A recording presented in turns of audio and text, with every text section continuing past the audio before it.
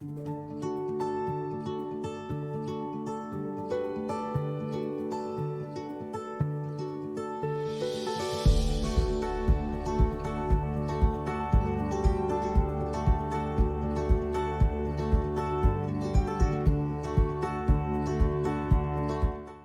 ना पड़िले मन को प्रथमे आसे माछ, सेथिरे पुणी माछ बेसर।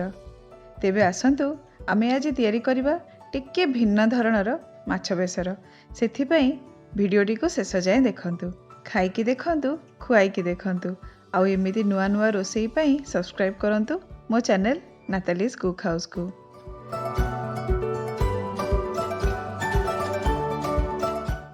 मु एठारे आधा केजी कटा मेरिकाली माछ नेइची।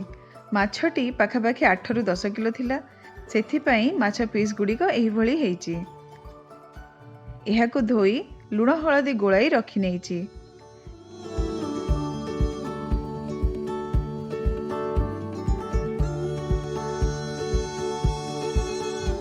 बेसर पई नेबा गोटा सोरिष 3 ରୁ 4 चामच,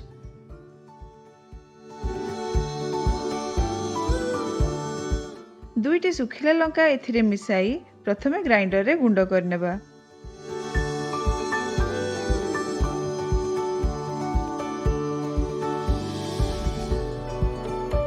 एबे एथिरे पकेइबा 8 ରୁ 10 कोला रसुण एवं गोटे मीडियम साइज पियाज।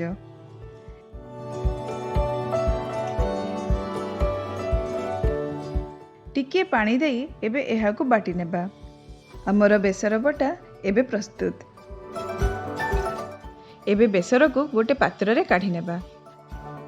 ग्राइंडर जार को धोई से पानी एथिरे मिसाई देबा।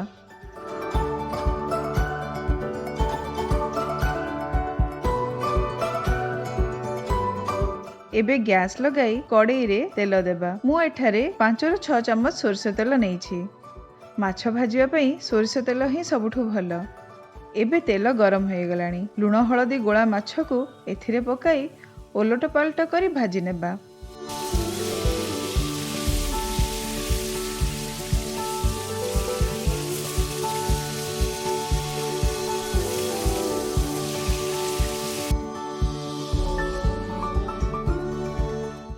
भजा माछ को काढ़ी नेला परे सेई कड़ाई रे बाकी थिबा तेल रे आलू को लंबा लंबा सरू सरू करी काटी लुण हळदी गोलाई भाजी नेबा। आलू टिके दर सिझा रहिले चलिबो।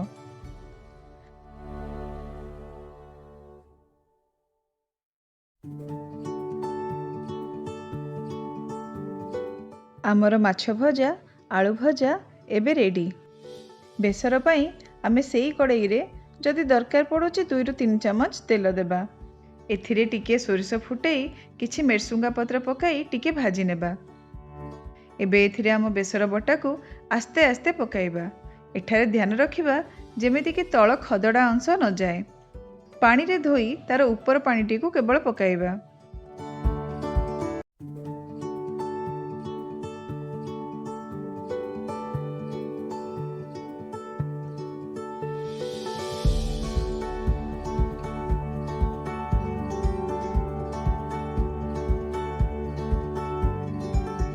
आवश्यक अनुजाई पानी लुण हळदी पकाई हाई फ्लेम रे एहाको 2 ରୁ 3 मिनिट पर्यंत फुटाई नेबा।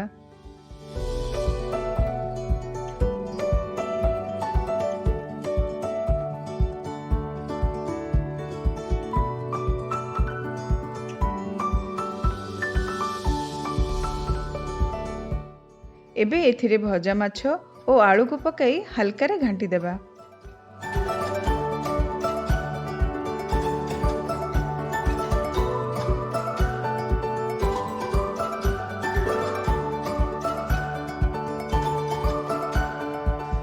दुई ରୁ 3ଟି कंचा लंका टिके चिरी एथिरे पकाई देबा।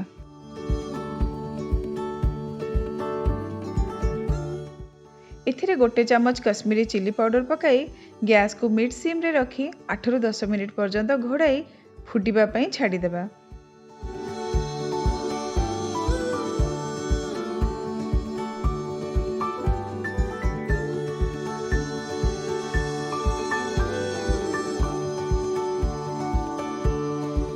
ପାଖାପାଖି 10 ମିନିଟ୍ ହେଇଗଲାଣି।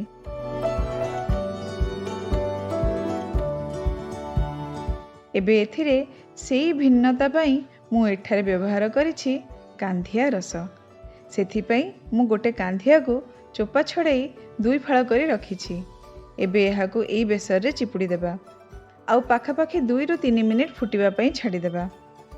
କାନ୍ଧିଆ ରସ ଖଟା ସ୍ୱାଦ ତଥା ବାସ୍ନା ପାଇଁ, ତେଣୁ ରସର ପରିମାଣ ଆପଣ ଆପଣଙ୍କ ସ୍ୱାଦ ଓ ଇଚ୍ଛା ଅନୁସାରେ ନେଇପାରିବେ।